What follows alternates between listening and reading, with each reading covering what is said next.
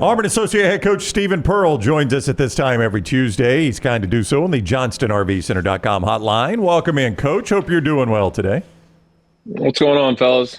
Not a whole lot. I know it's good to be back in Auburn. A couple of tough stops on the road with close losses, and we bring it up all the time. It is really, really, really difficult to play road games in college basketball. I know that's no excuse. You did not play your best games, but that is the truth. It's hard to play road games in conference basketball.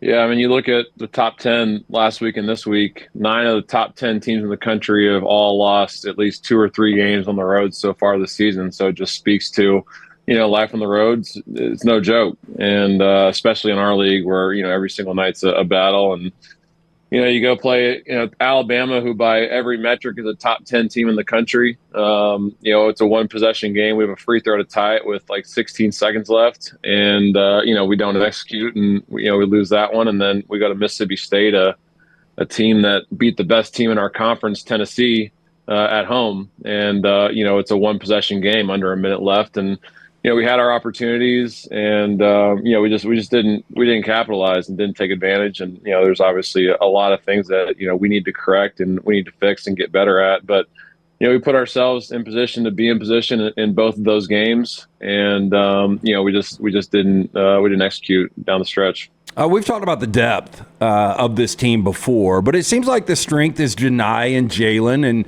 you look at the last 2 games, you guys have got 49 3-point attempts. I think 24 against Bama, 25 against Mississippi State. A lot of people that are kind of layman's like myself would look back and say, why so many attempts from the perimeter? I mean, that's not a lot of attempts from 3. 25 attempts from 3 is like a pretty low number if you look at college basketball. We're shooting 30-something% from 3. 25 attempts on the road is not a lot of 3-point attempts, in my opinion. We got to shoot a better percentage.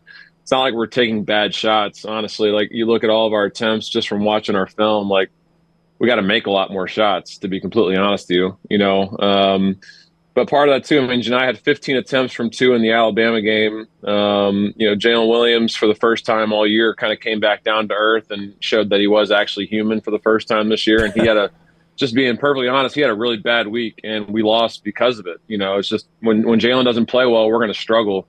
And he's more than accountable for that. Like, he knew that he didn't have his best stuff last week, and he did not help us. And that's the first time he's done that all year. So he's allowed to pass. Our guys have got to pick him up. Janai Broome was unbelievable last week in both games. At the Alabama game, he was unstoppable. 25 and 14, 5 block shots. And then he goes to Mississippi State and defends Tolu Smith, who's one of the most dominant bigs in the country, and holds him under 10 points and did an unbelievable job of limiting his post touches and was very efficient in the touches that he got. But as far as our 3-point attempts, like, we've always been – a team that shoots inside 3s and outside 3s. So we're not going to go away from that, even though 2 of our better players are our frontline players. It's something that our guards have just got to do a better job of making shots on the road. I hate being right, but I think I said this on the show a couple weeks ago. What's the recipe for losing? It's us missing shots. And our guards, just did a really bad job of making open shots in these games. And, you look at the 2 games, if we make 1 or 2 more 3s in each game, we feel a lot different about where we're sitting right now. So I don't think we shot too many 3 balls. We took, I think a lot of them were open shots. There was a couple contested ones, but overall I thought we got pretty good shots. We just got to do a better job of making them. BP talked a lot during the win streak about maybe we're not as good as it looks like we are right now. You sometimes learn a little bit about your team after a week like last week. So tell me, how's the team reacting to that emotional loss in Tuscaloosa? You guys stay on the road and then Starkville. You're back at practice this week. How's the reaction? How's the locker room? You like what you're seeing from the guys? I mean, it's a lot of the same. I mean, like our guys, like, they don't get too high, they don't get too low, which is the great thing about kids is, 20 minutes after a game, they're fine.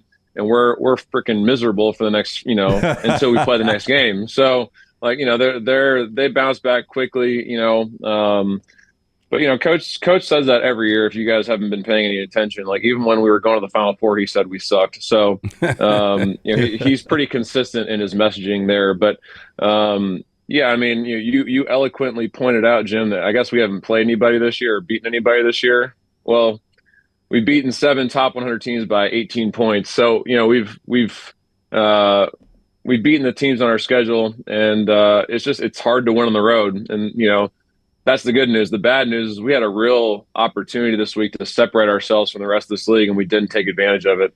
But we can't overreact because at the end of the day, like those 2 games right there, if you looked at our schedule, were probably 2 of the games we were most likely, besides the Tennessee game, to take an L on, honestly, just looking at the whole schedule. So it's not something that wasn't supposed to happen, but we had an opportunity to really separate ourselves and get one on the field, and we didn't take advantage. We didn't capitalize. Stephen Pearl, Auburn Associate Head Coach, with us on the JohnstonRVCenter.com hotline. You get Vandy again now. You've seen them once, and it wasn't too long ago. How does that complicate things or help things or whatever when you face a team twice in basically a 2-week span? I mean, the fact that they're so close together actually makes it better for both teams because not a lot's changed since the first game. But you look at they're playing, they're up 5 against Tennessee, who's a top 2 or 3 team in the country at home. So like they're playing decent basketball right now. Besides a few halves where they've let things get away, they've won 1 half of every game in SEC play so far. So, it's still a dangerous team.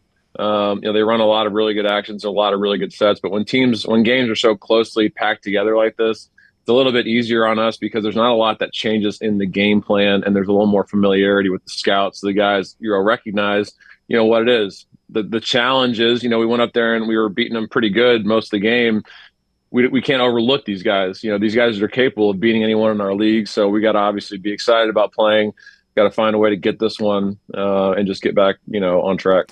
Sadly, 8 o'clock tip times. I find myself deep in the second half trying to keep my eyes open. It's just indictment on me getting older. As a coach, though, would you rather have a 6 o'clock tip, 8 o'clock tip during the week, and on Saturdays? What's the preferred tip time for you? I mean, yeah, it would be nice in a perfect world to have a 6 o'clock midweek tip and then like a 3 o'clock Saturday tip. The late games really suck. The 7:30 games on Saturdays suck, especially when you're on the road because you don't get back until super late. 5 o'clock's, kind of in between, but the 11 a.m. games are always tough. So if you had a 6 o'clock game, 3 o'clock game, midweek Saturday, that'd be ideal. But it's just we've had a lot of late tips this year, a lot of 8 o'clock tips. So our guys are pretty, are used to it at this point. And we've had a later Saturday slate as well. I think we play again at 5 o'clock on Saturday against Ole Miss. So it's something our guys are used to. It's just kind of luck of the draw and based off what TV gives you. You got a veteran team that's played a lot of college basketball, but you do have some young guys like Holloway. Do you check in with them occasionally just to explain to them the grind of the season, how long this season, especially an SEC season, can be? Yeah, I mean, it's something that's talked about every day. It's just a matter of them experiencing it for themselves. Like, you can tell them over and over that it's a grind, but when we're 5-0 and blowing teams out, like, it doesn't feel like it's a grind. Last week was a grind because, you go to Alabama and, obviously a very emotional game, high stakes. We feel like, we were in a really good spot to win the game. We lose that game. And then we got to stay on the road for a couple of days, which we've never done before. And have to, stay in Tuscaloosa an extra night and, go to a high school gym to work on our scout. And our whole process is really, just changed at that point. And then we got to travel to Starkville and then play probably one of the most physical teams in the country in Mississippi State on their home floor. Like last week was a grind for some of our guys, and I think that really, make them realize, holy crap, like this is no joke. So more about them experiencing it and kind of seeing it for themselves. And I think last week, they had a good taste of it and they, really realized, what this is going to be like for the next, however 11 games that we have left in the rest of the season. Listen, I know the rate of that hotel, your team hotel in Tuscaloosa. Do y'all get a special rate at Saban's Hotel there? No. Because that's like $750 to $3,000 a night, depending on what weekend you're there. Yeah, no, we definitely didn't get any special rates or any special discounts, but the staff did an unbelievable job of taking care of us, and we're very were very accommodating, and it was quite the wake-up call or reality check when we went from the Alamite to the La Quinta Inn in Starkville, Mississippi. So, I mean, when Taylor and I were going over to get you guys doing the reverse tiger walk in a monsoon, by the way, and she's like, okay, the team hotel is this, and I was like, there's no way. You've got bad information. They're not staying at that hotel. And she goes, Jim, 100%. She showed me the text, and so we went to the hotel, and that's where you were staying. I was amazed. I love the Auburn budget there. They've got a good budget. Hey, back to what Dunaway. The rates during basketball season aren't the rates during football season. So let's make sure that's very crystal clear. Hey, Steve, it was more than a La Quinta, I guarantee you. You freeze team. Back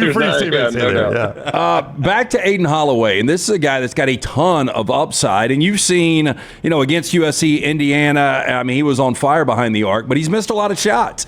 In practice, is this a guy that wows you guys, and his ability, and just right now shots sometimes aren't falling?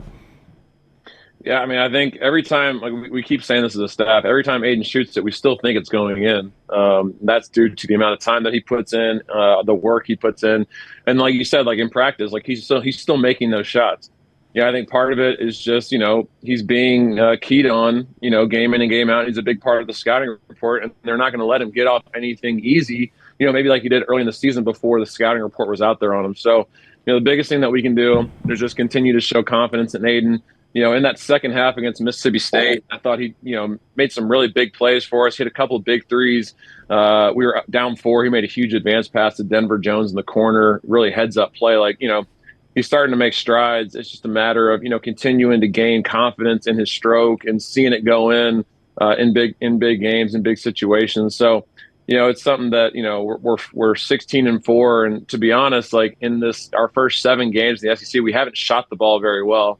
And coming into the season, like we thought that we were going to be a much better offensive team than we were a defensive team.